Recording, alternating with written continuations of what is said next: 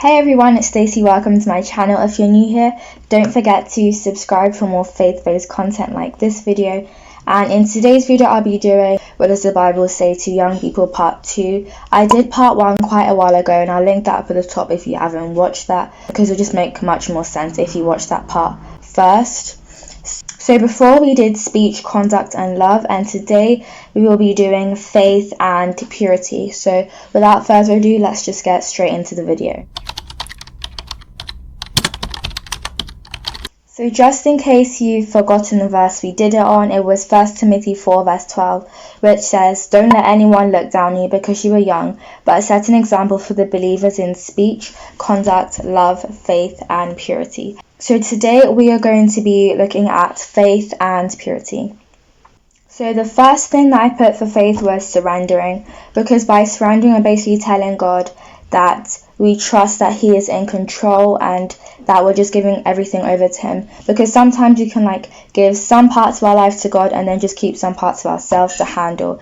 But if we want to surrender, we have to give everything over to Him and trust that He's in control and that everything will work together for our good. The next thing that I have for faith is not being scared to share our faith. So it can be kind of like a daunting task to share our faith with other people because we feel as if they'll mock us or they'll judge us, especially if we're the only Christian. But that is what God has called each and every one of us to do, to share our faith with other people. And when we're doing this, we have faith that God can use us to bring other people to Christ and to bring other people to the light and to know who God is.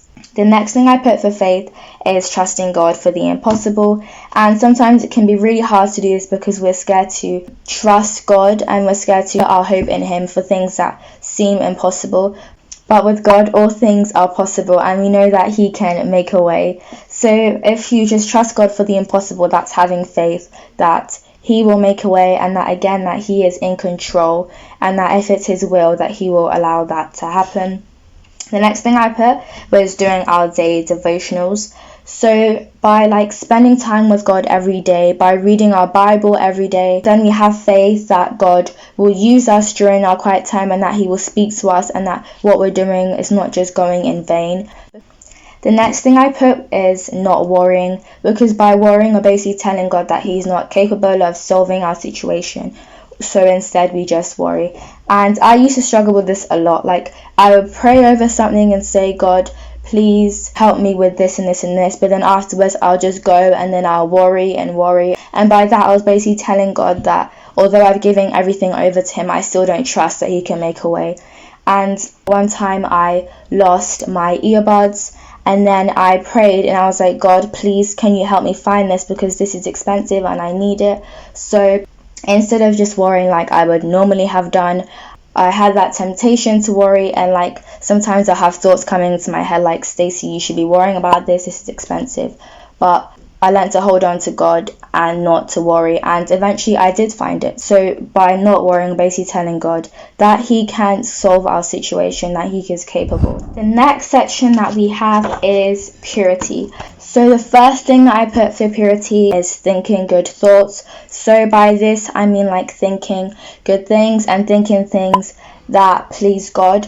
And there's a verse in Philippians 4 verse 8 which says, "In conclusion, my brothers and sisters, fill your mind with those things that are good and that deserve praise, things that are true, noble, right, pure, lovely, and honorable." So those are the things that we should be fixing our thoughts on. So we should be thinking of things that are true, things that are noble, things that are right, things that are pure, things that are lovely, and things that are honorable. So if what you're thinking is not any of those things, then it's just a sign not to think it at all in the first place.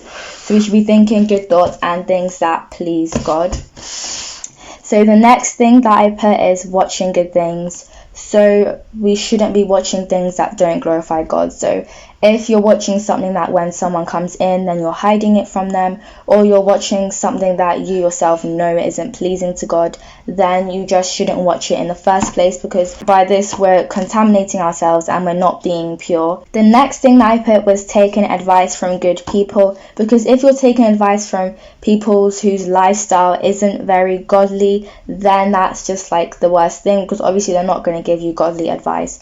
It's best to take advice from people who are godly people and who have a relationship with God and whose lifestyle portray Christ.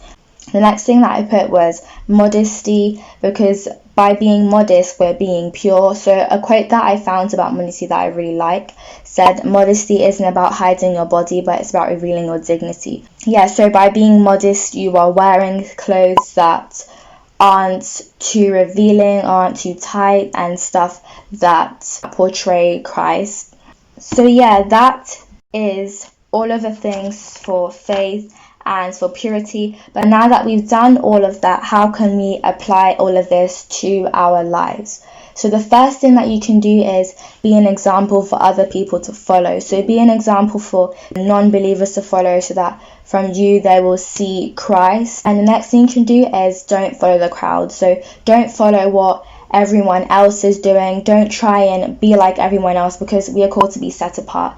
And I think today when I was doing my quiet time, I read Romans 12, and the first 2 verses were just speaking to me a lot about not following the crowd. And the verses I did my quiet time on was Romans 12 verse 1 to 2, and they were, "So then, my brothers and sisters, because of God's great mercy to us, I appeal to you, offer yourselves as a living sacrifice to God, dedicated to His service and pleasing to Him. This is the true worship that you should offer. Do not conform yourself to the standards of this world, but let God transform you inwardly by a complete change of your mind. Then you'll be able to know the will of God, what is good and is pleasing to Him and is perfect." So that verse really just summed everything up about not conforming ourselves to the pattern of this world, not doing what everyone in the world is doing, because we are called to be set apart, a living sacrifice. If you guys want me to do a video about those 2 verses, then comment down below and I will do that. The last thing that I have for your application is to be who God made you to be. So don't try and be someone else. Like, everyone has a different gift, everyone has a different calling, and all you have to do is just discover that calling and discover your purpose and discover what God has called you to do. And you can just do that by praying and looking at yourself and seeing, what gifts has God given me? Am I a good singer? Am I good with working with children? Am I good with encouraging people? And just use your gifts to serve others and use it for the glory of God.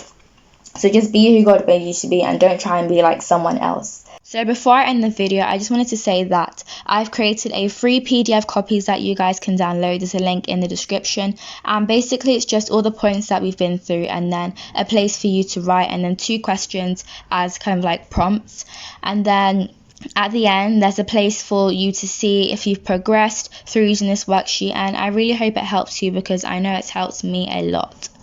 So thank you guys so much for watching this video. I really hope that you enjoyed it and got something out of it. If you're new to the channel, then please subscribe for more faith-based content like this video. And yeah, God bless and goodbye.